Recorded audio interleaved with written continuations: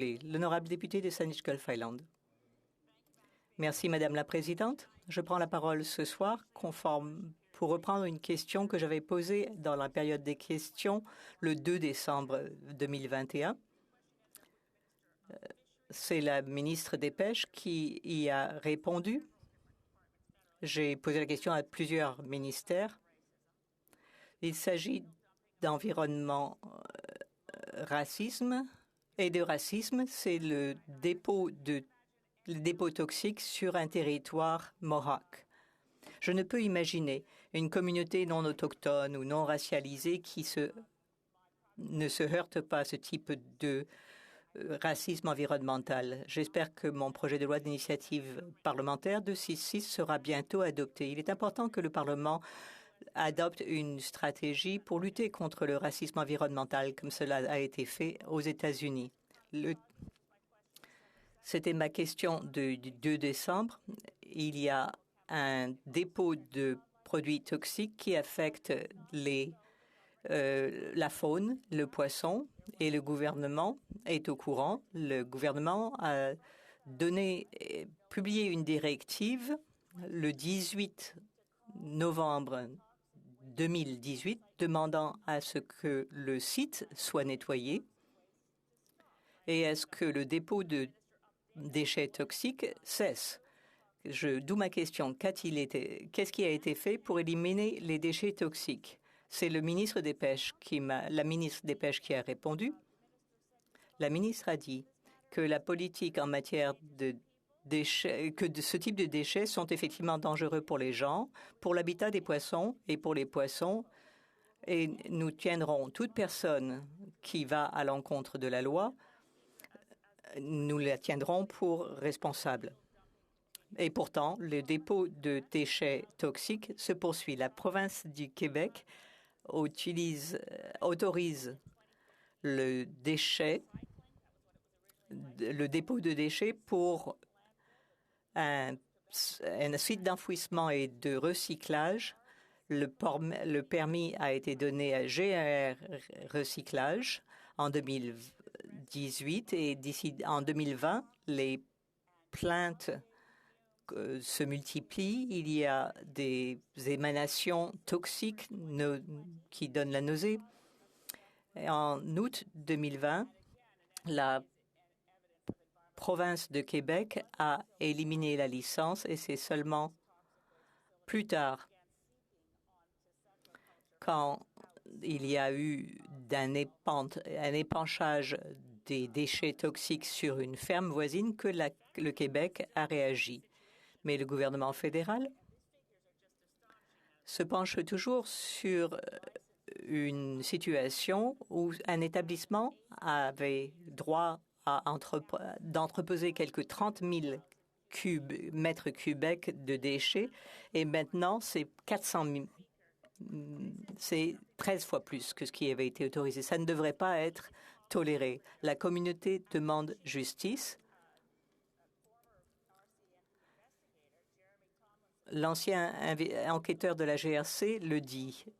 Les gens payent pour jeter leurs déchets et au lieu d'en faire un vrai recyclage, ils vendent.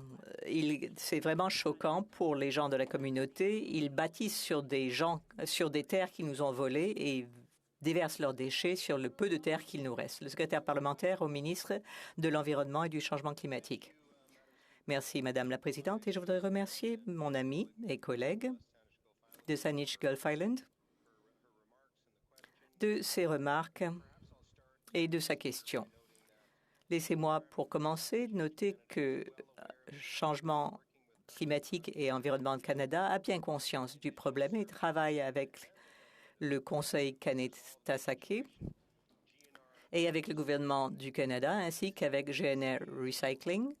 SENC est une société Mohawk qui exploite depuis 2015 un centre de triage pour les matériaux de construction et de démolition sur le territoire de Kanesatake à l'issue d'une résolution du Conseil de bande. Au cours des 3 dernières années, Environnement et Changement climatique Canada ainsi que Services aux Autochtones ont donné du soutien au Conseil de bande de Kanesatake pour tâcher de régler les problèmes sur son territoire. Dans le cadre de ce soutien, à la demande du Conseil de bande, a été effectuée une évaluation environnementale de GNR Recycling à la suite de plaintes comme quoi il y avait des versements d'eau dans un cours d'eau près de GNR en 2020. Environnement et Changement climatique Canada a publié une directive en vertu de la loi sur les pêches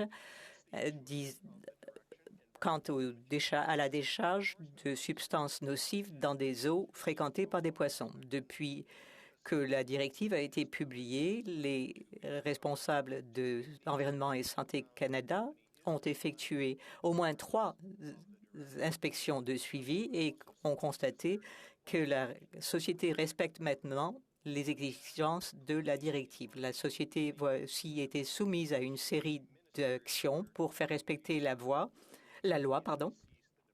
Il y a eu notamment une ordonnance ministérielle demandant à ce que GRC cesse immédiatement de déverser des déchets et remette le site dans son état d'origine. Comme mes collègues, la ministre des Pêches et Océans l'a dit le décembre 2, la protection de l'habitat des poissons et des poissons en vertu de la loi sur les pêches est une priorité. La loi sur les pêches contient des dispositions précises pour la protection des eaux où vivent des poissons. L'administration de ces dispositions est de la responsabilité du ministre de l'Environnement depuis 1978. Environnement et Changement climatique Canada continuera à travailler avec toutes les parties pour vérifier le respect des directives. La députée de Saanich Gulf Island. Si seulement c'était vrai, sauf le respect que j'ai pour le secrétaire parlementaire, le décharge illégale se poursuit. Alors que le secrétaire parlementaire nous dit qu'on n'a pas à se prendre la tête, qu'il n'y a rien de spécial. Le site de déchets a été fermé, mais il y a des déversements et des dépôts de déchets la nuit dans des lieux non autorisés près des habitations des gens de la communauté. Je sais que Environnement et Changement climatique a conscience de la question puisqu'ils ont été informés en 2019. Et cela commence à suffire. Nous devons respecter la loi sur les droits des peuples autochtones, la Déclaration des Nations unies sur les droits des peuples autochtones et mettre fin au racisme environnemental parce que les dépôts de déchets se poursuivent. Le secrétaire parlementaire. Là encore, je voudrais remercier l'honorable député de ses remarques toujours passionnées, que j'apprécie. Laissez-moi souligner que le suivi de la directive avec la collaboration du Conseil de bande de Kanesatake a permis de contenir l'épandage.